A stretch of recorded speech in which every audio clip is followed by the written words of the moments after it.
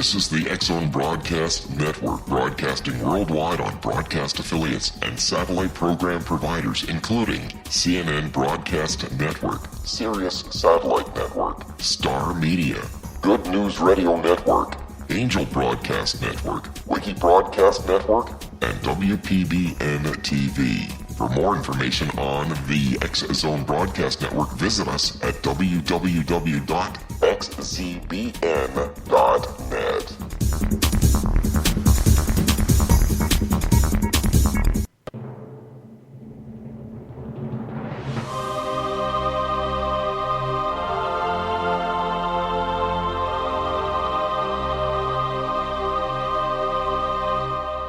The Science of Magic with Gwilda Wiyaka is largely an opinion talk show. All opinions, comments, or statements of fact expressed by Gwilda Wiyaka's guests are strictly their own and are not to be construed as those of the Science of Magic or endorsed in any manner by Gwilda Wiyaka, Relmar McConnell Media Company, its affiliated networks, stations, or employees.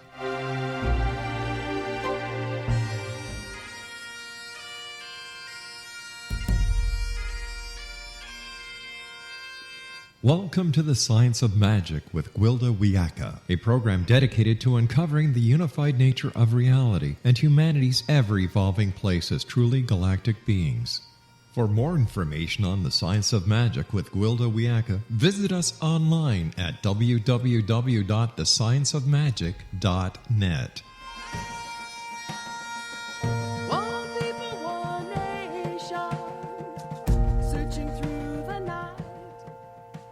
Hello, dear friends, and welcome to the Science of Magic, a program combining the science and magic of today's leading topics to co-create new solutions and promote evolutionary thinking. I'm your host, Gwilda Wiyaka. This hour we'll be exploring feminine magic. Magic, the ability to interface with and manage matter at the quantum level, where all things dance before manifestation.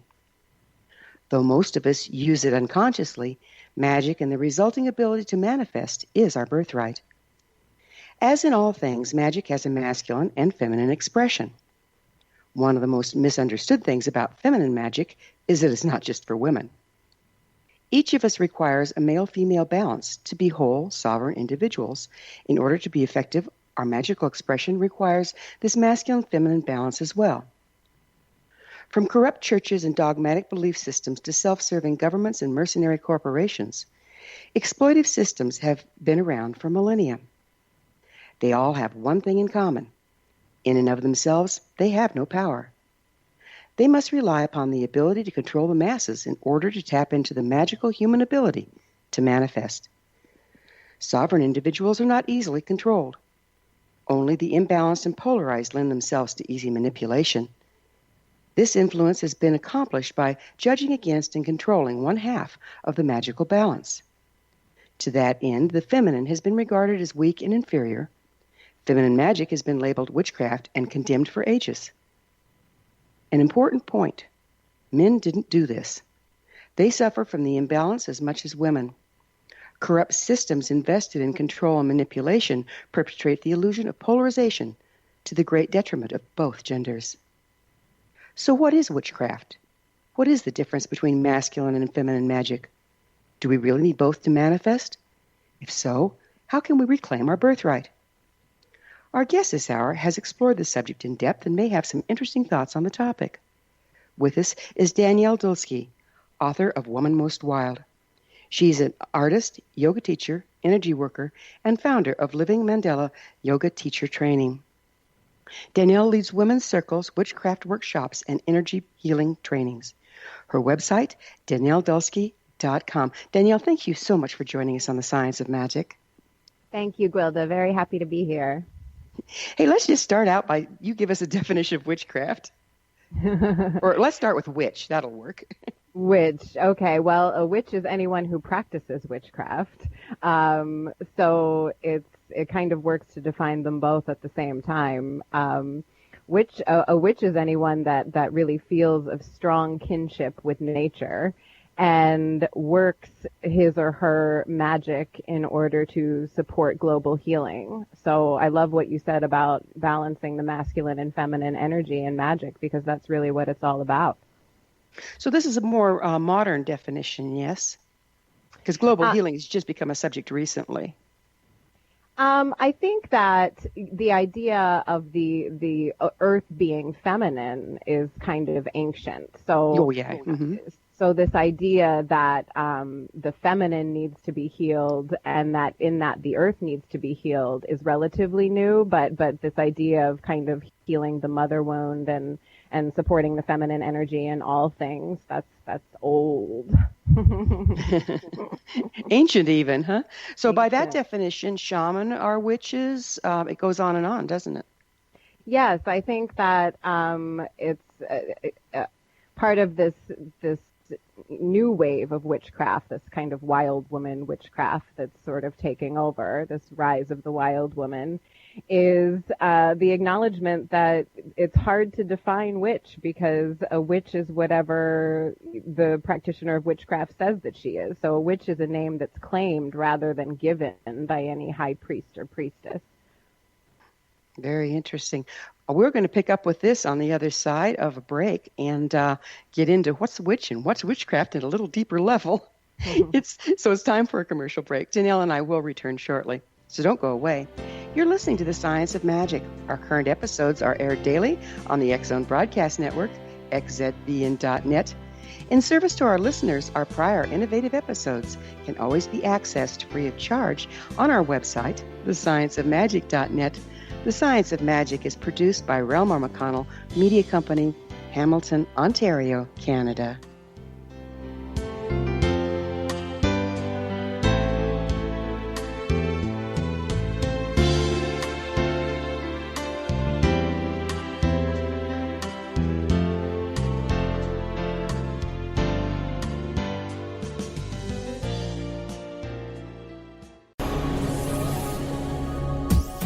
This is the X Zone Broadcast Network, broadcasting worldwide on broadcast affiliates and satellite program providers, including CNN Broadcast Network, Sirius Satellite Network, Star Media, Good News Radio Network, Angel Broadcast Network, Wiki Broadcast Network, and WPBN TV. For more information on the X Zone Broadcast Network, visit us at www.xzbn.net.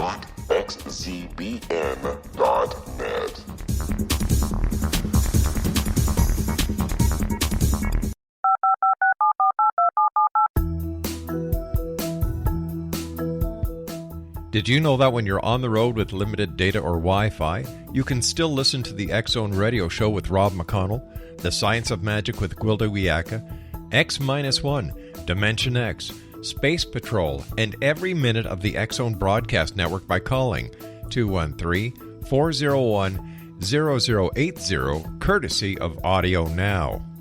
No smartphone, app, or internet needed. It saves your data plan, and it's free if you have unlimited minutes.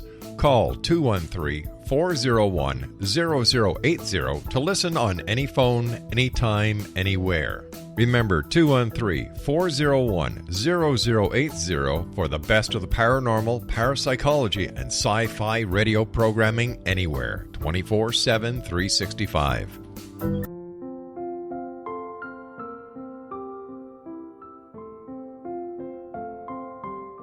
I am Dr. Carl O'Helvey, founder, president of a new cancer foundation focusing on evidence-based physical, mental, and spiritual interventions, including natural cancer cures, prayer, meditation, affirmations, nutrition, and other related holistic cancer prevention and cure modalities. These are used in cancer education, research, and financing care. I ask for your help to continue this important work by donating at www.holisticcancerfoundation.com.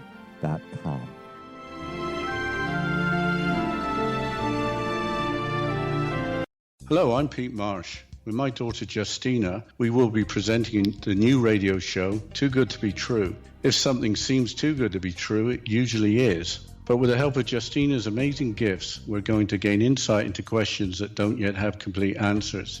Have you wondered who built Stonehenge and for what reason? Why are crop circles found in the same region as Stonehenge and elsewhere? Are crop circles a hoax, or are they created with technologies that we have little knowledge of? Who built the pyramids in Egypt and also in other countries? How and why were they built? Was the Titanic switched with the Britannic as part of a gigantic insurance fraud, or for more insidious reasons? What caused the Tunguska event when trees were flattened over an 800 square mile area in Siberia? Will the new insights be too good to be true? Well, that will depend on what you are prepared to believe. Please join us as we start on this journey together. For more information on Too Good to Be True, visit www.xzbn.net. Little children aren't the only ones afraid of the dark. Millions of soldiers return from war zones with PTSD, anger, frustration, fear, and loneliness, much of which surfaces during the darkness of the night. You have the chance to change the lives of these American heroes. Songs and Stories for Soldiers.us provides free MP3 players for these men and women.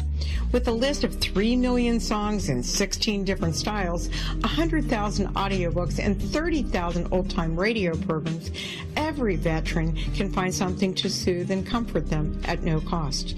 All our players contain an 8-hour audio program designed to help veterans fall asleep. With 1,500 plus vets now participating, it's our goal to deliver 10,000 audio players this year. Go to our website at songsandstoriesforsoldiers.us. Help us help a veteran make it through the night.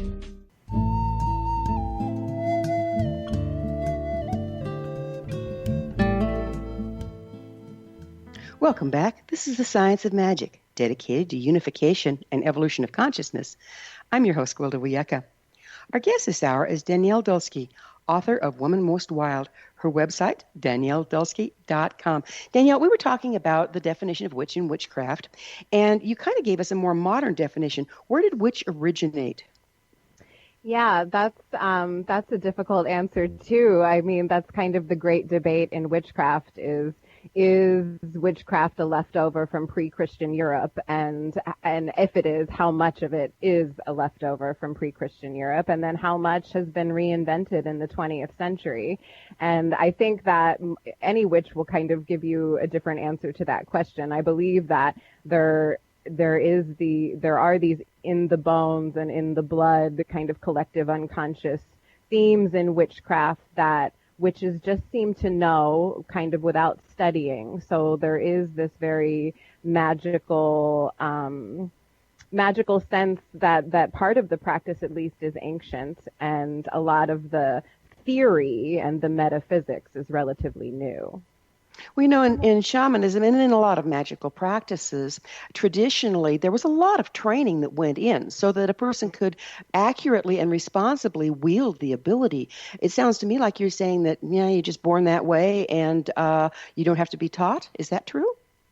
No, I think that there's a part of it that requires this autonomous claiming of witch as an identity. And so that part is very personal. And this idea of self-initiation is important. But then after that, of course, you do kind of pursue knowledge and seek out spiritual mentorship. But I do believe that initial sense of, I think I'm a witch, now what do I do with it? That's a very personal kind of coming out that does precede any ability to really seek out the kind of spiritual mentorship that you want. And so a lot of the unfortunate like exploitation and spiritual oppression that goes on, spiritual predatory behavior that goes on in the pagan community, I believe is because the newer practitioners haven't really claimed that identity of witch for themselves before they seek out a teacher.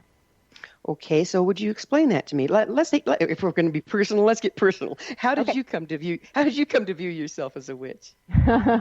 So I was raised in a household where my mother was very evangelical Christian, and my father was a hard-edged biker. So they were an unlikely couple, and it was an unlikely household for a witch to be raised in. But here I am. And I remember kind of this profound dissatisfaction with the Christian religion that I was being raised in, so very evangelical, born-again Christian, and going to a school that really indoctrinated the children very early, and just having this sense that an external male deity that was very judgmental and vengeful just wasn't my God. So it started with that, and then it became, well, how much can I get away with? And I started, studying angels first, because angels were okay. Angels were in the Bible, so that was fine. And then I started studying fairies, and then, well, maybe I can go into this store, and maybe I can buy this book or these tarot cards. So it was this very slow process throughout my childhood. And then yoga became really my gateway to the mystical, and that happened during my early teenage years. I was introduced to yoga, or I started teaching yoga very early too. And then there was this sense that the body was divine in yoga, and I thought, oh, that's it, right? So God and Goddess can be inside of us, and we don't really need to believe that the divinity is solely external and solely male. And so that was a big epiphany for me. And so there was a lot of self-study that went on, and my coming out as a witch didn't really happen until I was 25, after the birth of my first son. And the catalyst for that was really this sense of awe for this baby that I had birthed, and, this kind of dissatisfaction with hiding what I believe to be a very important part of myself, and also being within a relatively supportive community. So I felt safe enough to come out and say, I've been casting spells for more than 10 years. I believed I've been a witch since I was a little girl, and I didn't face a whole lot of rejection or animosity in my community. And after that, I did seek out spiritual mentorship, and I did fall prey to these kind of spiritual oppressors that were very into sexual magic, but not in a very equal, balanced way. It was kind of very predatory behavior. And so I got out early before it went really bad, but it was a big learning experience for me. And so, when I say be strong enough to stand in your own magic before you seek out spiritual mentorship, I really mean that. I think that if you go ahead. I'm really glad you bring this up, because that is one of the new age problems that we're facing, is that people learn a little bit and use it to exploit and manipulate rather than do good and, like you say, heal the planet or be supportive of nature. And it's huge. It's rampant. How can a person tell when they're getting hooked up with something like that? I think that there are, in my experience, there were a lot of red flags, and the biggest one was being told that, this is the only way. There is one way to do this, and this is the only way to do it. Otherwise, you're doing it wrong. So whenever I hear that in relation to spirituality, yoga included, my hackles get up, because I know that that's not true. I know that the depth of human experience is so vast that there is no one way to be a spiritual person, and any spiritual path will ebb and flow even within a single context like witchcraft. So it's an interesting balance, isn't it? Because in one sense, you don't want it to be dogmatic. And I call it peeing on the lodge pole in shamanism, when, this color has to go in this direction or you're not doing it right. When all roads with the right intention lead back to spirit. But on the other hand, if you go off half-cocked and don't follow the tried and true principles, you can get yourself in a lot of trouble too. Can you speak to that balance? Yeah, that's it.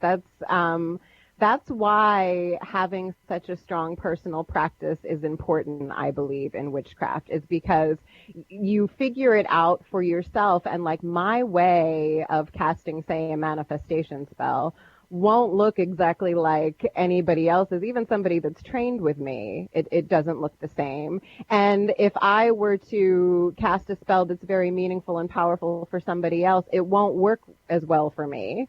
And so I think that the key to spiritual mentorship, effective spiritual mentorship, is to really teach core principles, but give the freedom to the student to be able to figure out what works for him or her and what doesn't. And even if that's something that really goes against what you as the spiritual mentor see as a core principle, then maybe that needs to be re-examined. So there's always this re-examination of indoctrinated beliefs, even ones that we really believe are ours and authentic. And does that have to do with genetics? I know in shamanism, when I'm training my people, I train them very strongly in the tried and true principles that have been around for 50,000 years. But within that, each person has to develop their own practice. And I've come to wonder, is it due to their genetics, due to their history, due to their blood? What's going on there? That's interesting. That's something I haven't really thought of before. I love working with witches from different cultures. So most of my craft comes from like British and Celtic traditions, and I love working with witches that come from like African traditions and traditions that I'm not familiar with at all. And I can see how they're different and they're valuable and how we can learn from each other. So I don't know. That's an interesting point. I've never thought about the influence of genetics before. It is interesting, isn't it? Because we're coming to a time when we're all kind of like a big mixing pot. And how do we individualize and use ourselves to the best advantage within that magically? Yes. I think that, that's when we kind of get into this idea of soul and soul work and soul purpose.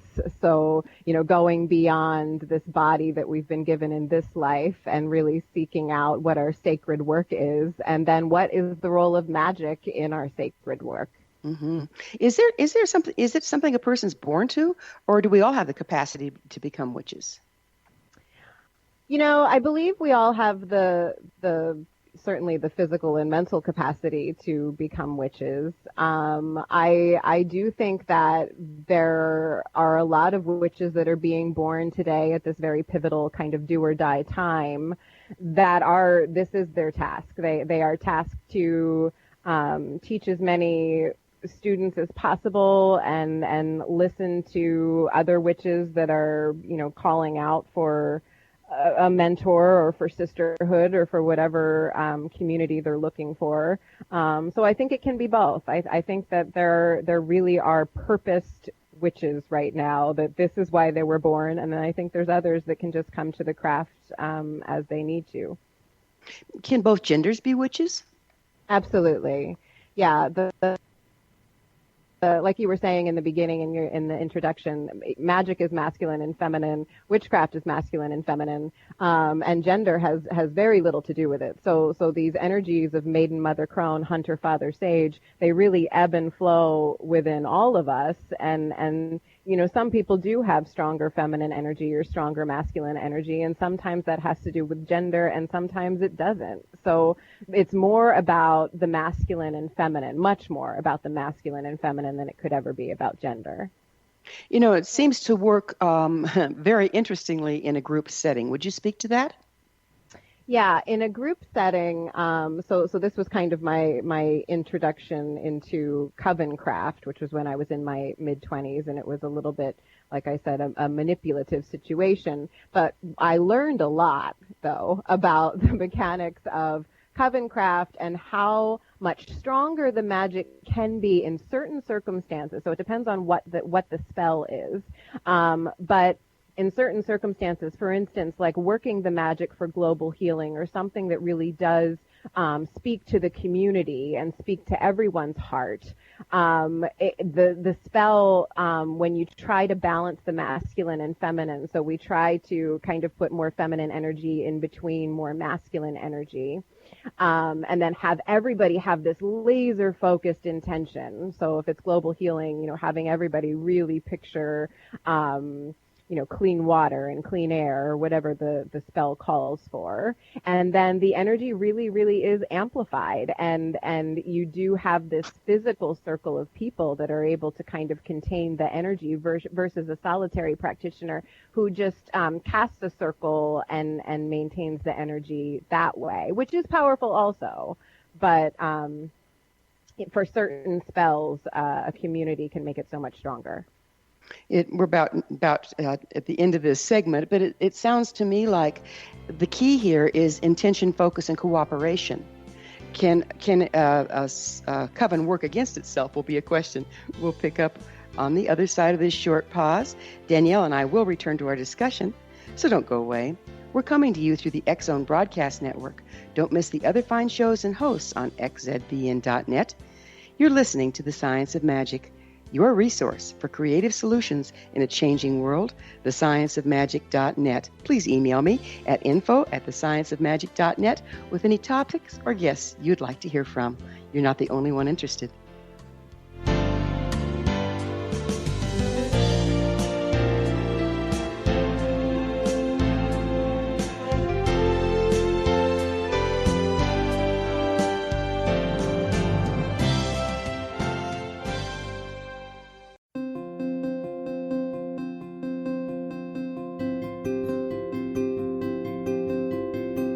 Dreams are our personal gateways into infinite wisdom. Don't miss shamanic counselor and indigenously trained dream decoder Sandra Corcoran's inspiring book, Shamanic Awakening Between the Dark and the Daylight. This remarkable work chronicles Sandra's 35 years of experience with diverse wisdom keepers and her initiations throughout the Americas and across the British Isles, Turkey, Greece, and Egypt. Sandy's knowledge of symbology, psychology, and myth influence her dream blog and workshops. Sandy offers private tarot readings, international journeys, a meditative CD, as well as her book, Shamanic Awakening, to encourage you as you navigate this earth walk, creating a deeper connection to yourself and all that is. Find this and more at Sandy's website, starwalkervisions.com.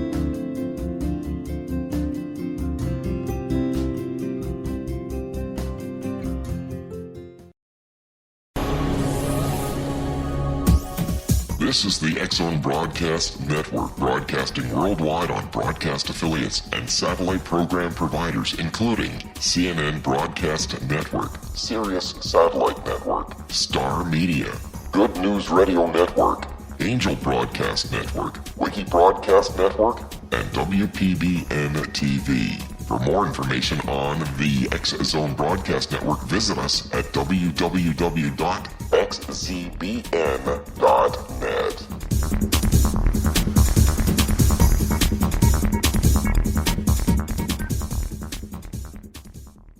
How would you like to be able to read other people's minds? Well, the next best thing is here. When you know how to read a person's name, you know how the person thinks, feels, and behaves. Each letter in our name holds a key to unlock our true essence. Our name contains both our gifts and challenges in this lifetime. Nemology science discovers personality secrets hidden in the placement of the letters of our names, including the first and last impression people remember about us. Sharon shows us how to interpret the arrangement of letters as outlined in her book, Know the Name, Know the Person. Sharon Lynn Wyeth created Nemology science after 18 years of research and testing her theories, and has supported thousands of people around the world in understanding themselves and others better. You'll enjoy Sharon's unique teachings as she shares her system to learn the gifts behind your given birth name. Even if you don't like your birth name, there are jewels in this book. If you're thinking of changing your name, ready to name your child, or wanting to get along better with others, this is the book for you. If you'd like to improve your relationships and change your life for the better, get the book today, Know the Name, Know the Person, or visit www.knowthename.com. That's www.knowthename.com.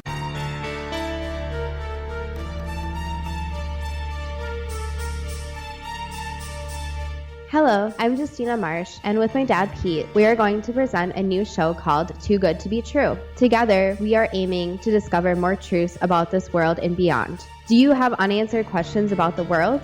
Do you ever wonder about aliens, conspiracy theories, or the universe?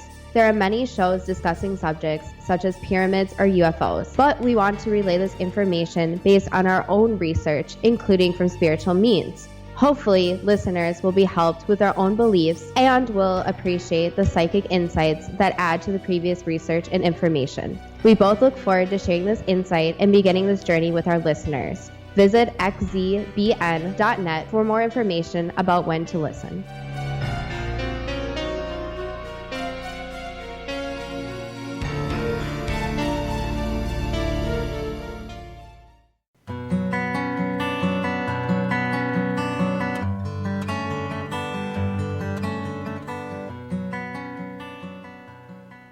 Welcome back. This is the Science of Magic, a place where magic and science come together to promote enlightenment. I'm your host, Gwilda Wiyaka. Our guest this hour is Danielle Dulsky, author of Woman Most Wild. Her website, DanielleDulsky.com. Danielle, we were getting into some interesting concepts about working in groups, and you made some very nice points. One is intention and envision. And so when you're working in a group, that has to have common intent and clear intent for the magic to really be set free. Is that accurate? And if so, how do you make sure that that's going on? Right. So yes, that's absolutely correct. The intention in group spell work has to be as clearly designated and defined in the beginning as possible. And there does need to be a space holder for the spell who can continually reaffirm that you're coming back to the intention, especially if it's a longer spell where the vision is really the core part of it. So that's where we get into this idea of non-hierarchical magic, because in certain covens there is this idea of leader and hierarchy, and I respect that. So I'm not saying that any tradition that has that is bad or doing harm to witchcraft at all. But in my work, what I found is bridging just a traditional women's circle with a coven. And what I mean by that is women come together in my work. They come together and they just kind of place the magic alongside the mundane. So meaning they know they're going to be casting a spell 20 minutes or so into the circle, but in the beginning they're just kind of sharing these mundane experiences like, taking the kids to the doctor or whatever.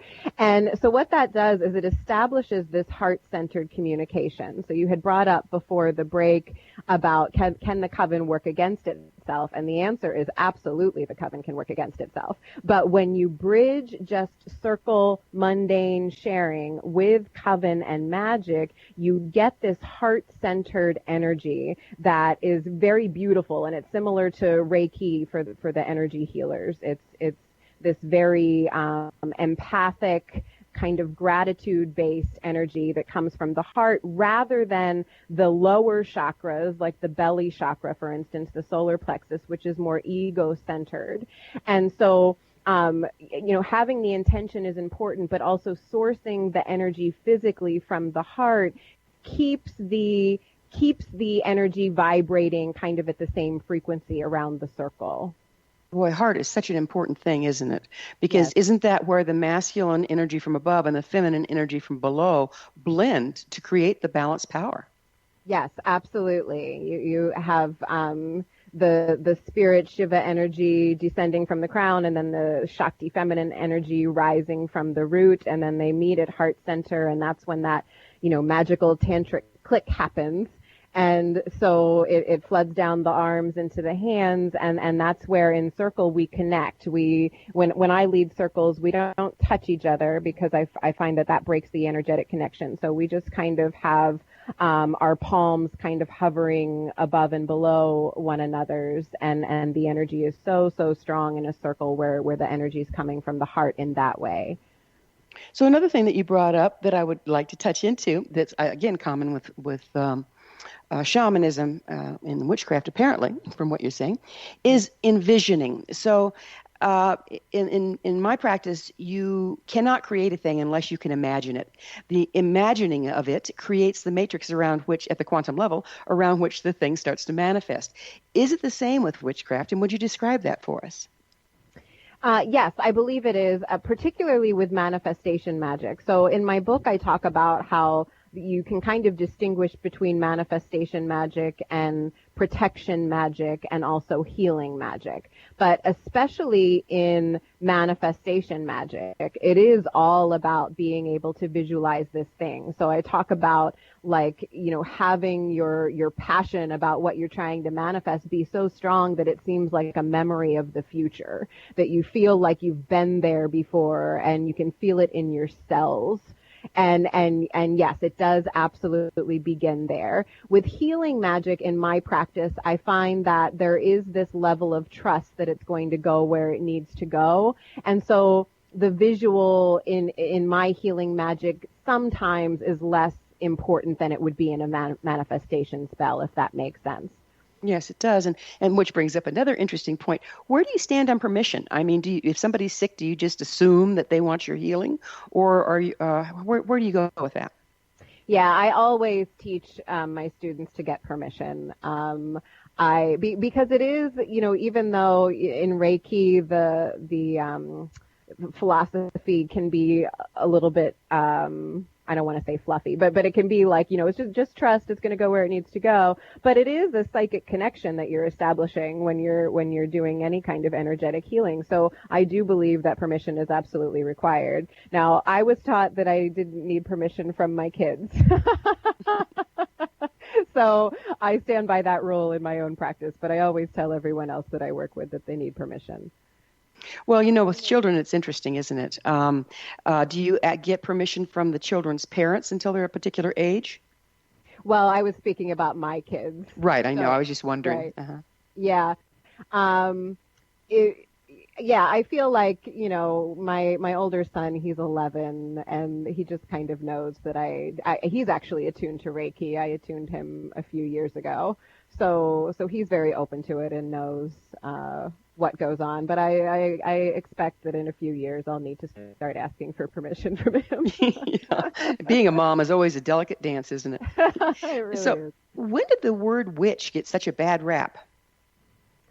Yeah, well, some people say that it was the King James version of the Bible, that King James had a kind of resident witch that lived in his castle or wherever it was that he lived, and that the witch advised him to go to battle or told him not to go to battle, and he should have. I forget what it was, but the witch gave him bad advice, and he got very upset with his witch, and he put that verse in the Bible, "Thou shalt not suffer a witch to live," that was the very new kind of medieval introduction by King James, and that was really the verse that was used as the foundation for the Hammer of Witches, which was then the basis for all of the witch hunts, which then became the foundation for the witch being, the evil, seductress or old crone or whatever that lives in the woods and is out to get children.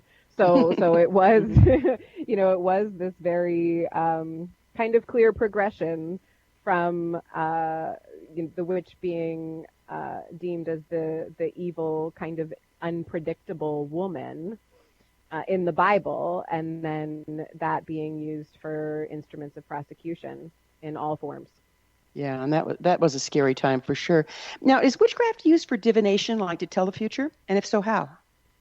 Yes, I believe divination is a core part of witchcraft. I think that there are witches that use it more in their practice than others. I use it a lot in my personal practice.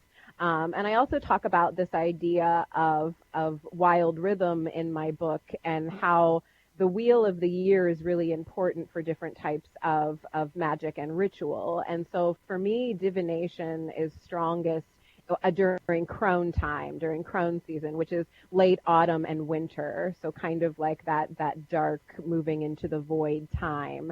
That's when I feel the upper chakras are very attuned, kind of more attuned than they would be the rest of the year. So like right now, moving from spring to summer in the northern hemisphere anyway, a lot of the energy is really consumed by birth and manifestation and fruition out in nature. And so there isn't that really necessary void that some practitioners require in order to clearly divine the future. But you can step into those seasons any time of the year, can't you, by intent? Yes, absolutely, you can. I think that would be something that's kind of for more advanced practitioners, but yeah, absolutely, you can attune to the different energies of the year, no matter where you are. So northern hemisphere, southern hemisphere, it doesn't really matter, as long as you can be able to sense those different energies of the seasons, which really live in the body in a very specific way. They live in the chakral system. So that's where that kind of bridge is between what's really happening in nature and then what you can manifest psychically. So again, like shamanism, witchcraft is not bound by time and space. No, right. Not at all. And like Reiki and energy healing. You can send it to the past and the future, past lives. We really believe that time is cyclical, or most witches believe that time is cyclical, and that's the feminine way. So masculine time is linear and feminine time is cyclical, and that's really a core part of our magic. It's a core part of the way our bodies work too, isn't it?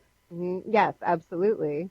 And the way we're physically made too, like our cells are circles and our bones spiral. What I find really fascinating is that this earth-based, seasonal-based practice is common to all magical practices. Why do you suppose that is? Because we are of the earth. And so, as much as a lot of systematized world religions have tried to divorce us from the earth and from our bodies, we remain creatures of the earth. And so, so this belief in magic and using your will to move energy requires this faith in the body, in the heavy body. And you can't just be all upper chakra, crown chakra, and believing that God is external if you're going to work magic. So do we get the power from the earth, or do we empower the earth? I think both. I think that I really believe in this idea of the Gaia hypothesis, or most of it anyway. I believe that we are just kind of small cells in her, so Gaia being the entire universe, not just the earth, all of the cosmos, that we are just tiny cells in this one gigantic organism. And so, she affects us and we affect her, and it's very much a two-way relationship. Sounds very synergistic. Yes, absolutely. When do you think we stepped out of that? I mean, if that was our birthright, when did we lose it? Well, I don't know. I think that industry and capitalism and economy have had a lot to do with it. However, I do love social media and this kind of merging of communications, and I think that that's a very feminine thing, actually. I think Facebook is a very feminine magic. But yeah, when did we lose that? I'm not sure, but it's been a long time.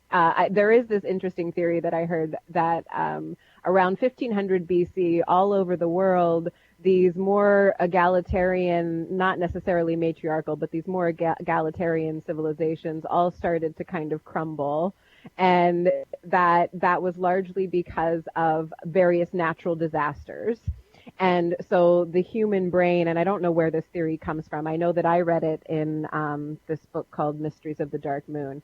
But the human brain started to shift from being very bicameral, so thinking with the right and left brain, the masculine and feminine in equal parts, more to being just left brain, because people had We're going to have to continue with this. It's time for another break.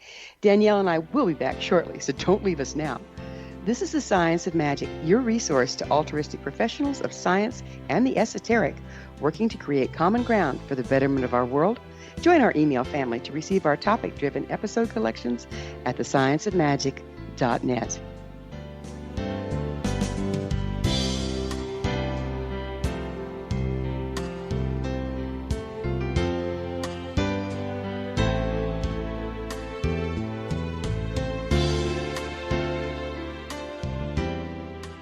Hi everyone, Rob McConnell here, and I wanted to spend a moment on internet streaming. Everybody has heard about internet streaming, but not many know much about it. Did you know the internet streams just about everything? Movies. From new releases to old classics. TV shows. Almost every show, every episode, and much more. But the question has always been, how do you do it? Well now, thanks to the folks at 123 Ready TV, I have the answer for you. They have developed a simple program app, 123 Ready TV, that you install on your Windows PC, Android smartphone, or Android tablet that can have you streaming like a pro in less than 5 minutes. You truly won't believe how much is available or how easy it is to do until you try. And for a one-time cost of only $19.99, this product is a real winner. To learn more about 123 Ready TV, visit our website at www.xzbn.net.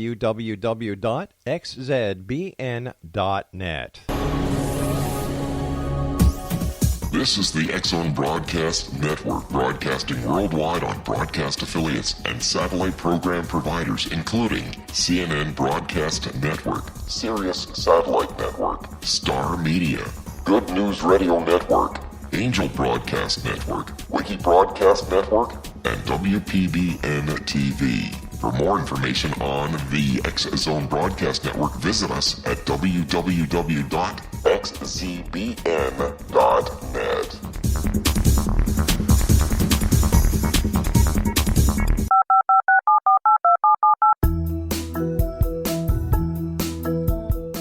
Did you know that when you're on the road with limited data or Wi-Fi, you can still listen to the X-Zone Radio Show with Rob McConnell, The Science of Magic with Gwilda Wiyaka, X-1, Dimension X, Space Patrol, and every minute of the X-Zone Broadcast Network by calling 213-401-0080, courtesy of Audio Now.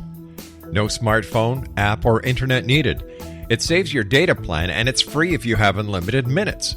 Call 213-401-0080 to listen on any phone, anytime, anywhere.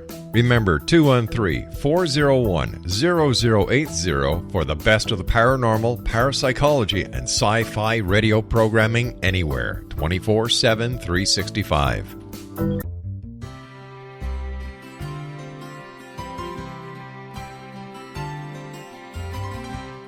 True healing must address 4 levels: physical, emotional, mental, and spiritual, for us to live joyful and productive lives. We tend to treat 3 of the 4, leaving the spiritual languishing.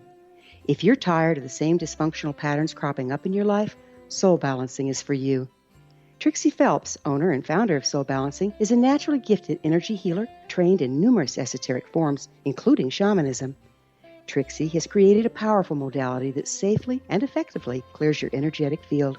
A Soul Balancing session can remove interference, heal trauma, and restore your hope.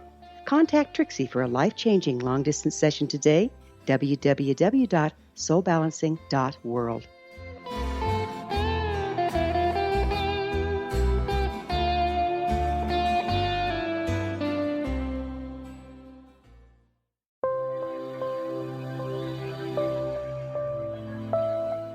There's a legend shared by many indigenous cultures of a time when the nations were cast to the 4 corners of the world.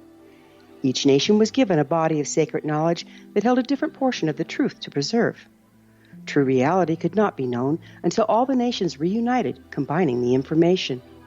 If a single one was missing, the world could not be reborn and darkness would prevail. The Science of Magic Radio is dedicated to reuniting the sacred knowledge. With the understanding, none of us has all the answers, but together we can open new perceptions and possibilities. Through our combined vision, the world can be reborn into a place where darkness no longer prevails. Join me, Gwilda Wiyaka, and the Science of Magic daily on the X-Zone Broadcast Network, xzbn.net, or visit us at thescienceofmagic.net.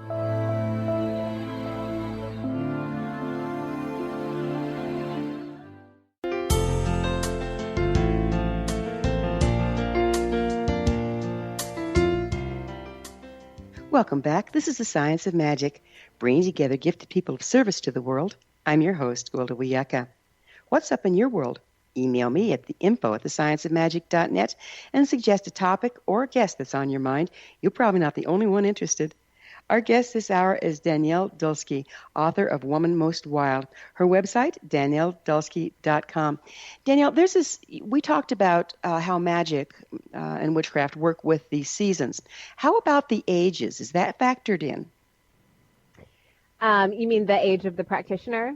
No, I'm sorry. Oh. Like the ages of the horoscope. We're moving into the age of Aquarius right now, which is moving us to a more unity time, et cetera, et cetera. I'm not as familiar with this idea of the ages as they relate to astrology, but I do believe that we are like clearly moving into, like I called it before, this do or die time, but this time when we are really being called to affirm our spiritual autonomy, and whether that means as a witch or in any other way, that it's very important to really examine your own beliefs and figure out, what your purpose is in the world, and then to enact that in as many ways as possible. So not just, sacred work, but also your prayer and your ritual and all of that kind of upper chakra spiritual practice is just as important as anything that you would do in your more day-to-day life.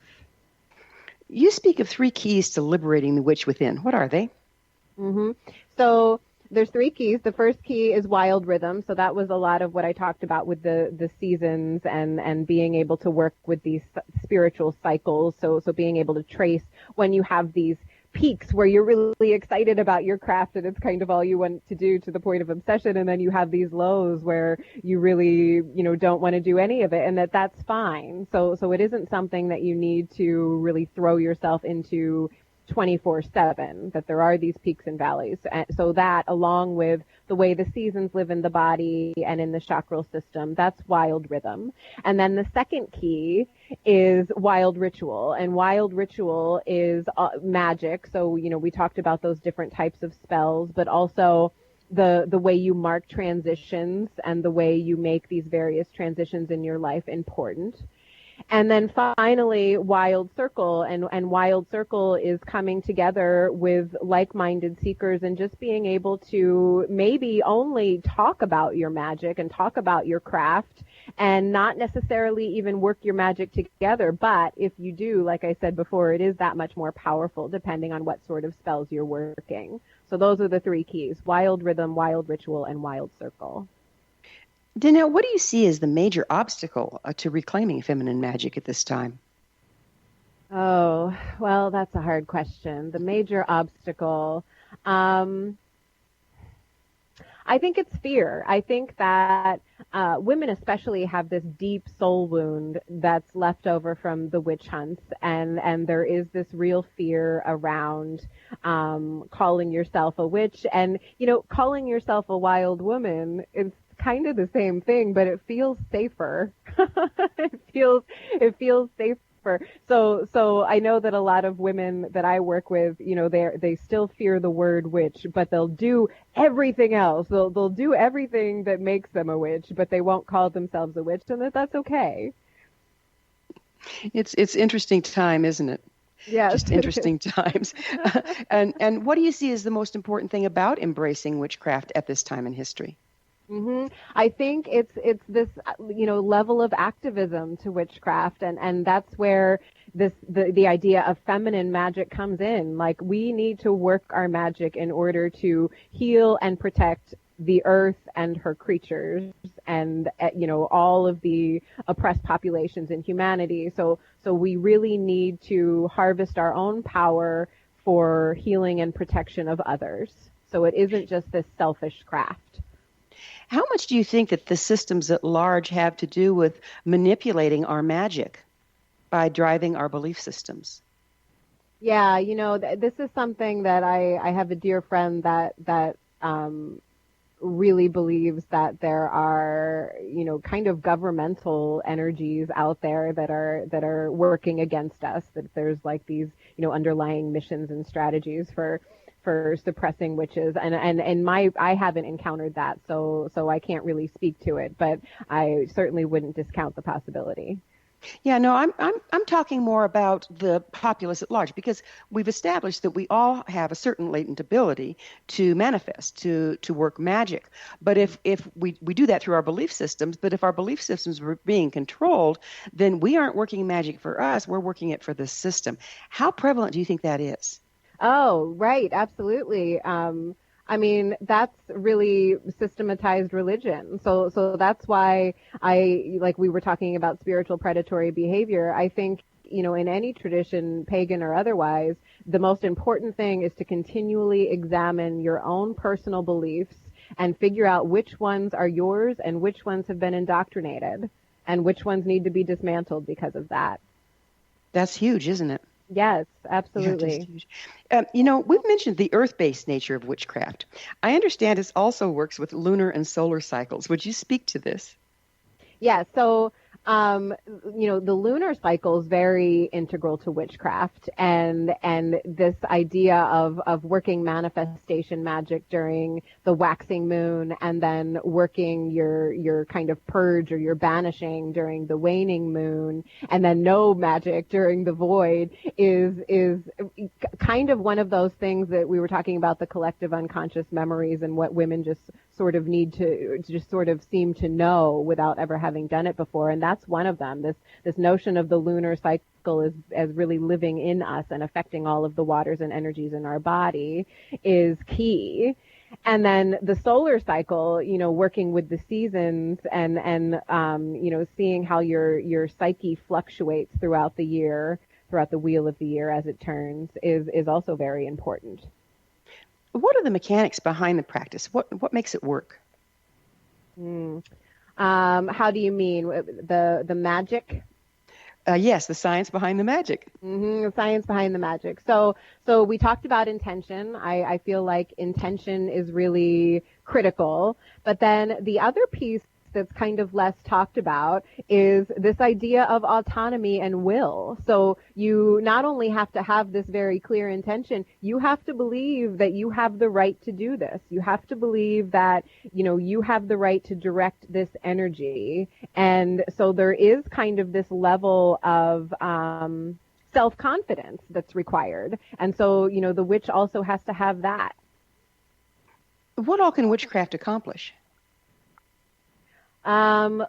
So witchcraft can accomplish a lot. I think that it's all about these different levels. So, the witch can heal herself. She can work her magic for herself, but then it goes beyond that. She can also heal and work her magic for her inner circle, family, friends, children, local community. She can also work her magic for the earth. She can also work her magic for the entire cosmos. So, when we talk about, self-confidence and this belief that you have this internal divinity and birthright to be able to do this, it's like, that birthright really gives you the right to work your magic on, to the cosmic infinite. It's limitless. And yet we're taught systematically that we're pretty much powerless. How can you get those two to add up? Yeah, well, that's one of those things that you have to dismantle, one of those beliefs that you don't have the right to do this, or that it somehow makes you evil, or, however you were raised. Like, the way I was raised, it was like, well, you're going to hell, so might as well just give up now. But yeah, you really have to believe that you have the right to do it, and that it isn't external, that it can be sourced from you. Is witchcraft a religion? It is not. Witchcraft in itself is just a practice. So or a craft, just like the word says, it's just a craft or a practice. So you don't need to subscribe to any religion in order to be a witch. What do you see as the future for witchcraft? Where is it going? Yeah, I think that it will be absolutely instrumental in healing the earth and pushing us in a positive social direction. I think that, the witches are rising right now, and it is a beautiful thing, and that they are realizing, and collectively, so not that they didn't realize it before, but collectively there's this realization that we are witch activists. We are working our magic for something bigger than ourselves, and that we are needed right now. We are necessary. What do you think, what would be your advice? We're about out of time, but what would be your advice for someone really feeling that they align with this and wanting to come out as a witch? What would be their first step? What advice do you have for them? Yes, I think that, look back into your childhood moments where you really felt like you were the most you. And if a lot of those were spent in nature and, that have this sense of magic in the world, that yes, absolutely. Come out as a witch when you're ready and learn to stand on your own 2 feet as a witch. And where do you find the material you need to see if that lines up with you? I think that there's a lot of resources out there. I think that, before you seek out any specific single spiritual mentor or even a coven, unless you have references for that coven or that spiritual mentor, to read as much as you can. There's a lot of books out there, mine included, that are really great introductions. You and know, not... time flies, Danielle, and we're out of it. Thanks so much for coming on the show. Thank you, Gwilda. Our guest this hour has been Danielle Dulsky, author of Woman Most Wild, her website, danielledulsky.com. This has been The Science of Magic. Join our email family to be the first to receive our thought-provoking, topic-driven episode collections at thescienceofmagic.net. Until next time, dear ones, may you be blessed with knowledge and comforted with love as you embrace the magic within. One people, one nation, searching through the night. One people, one nation.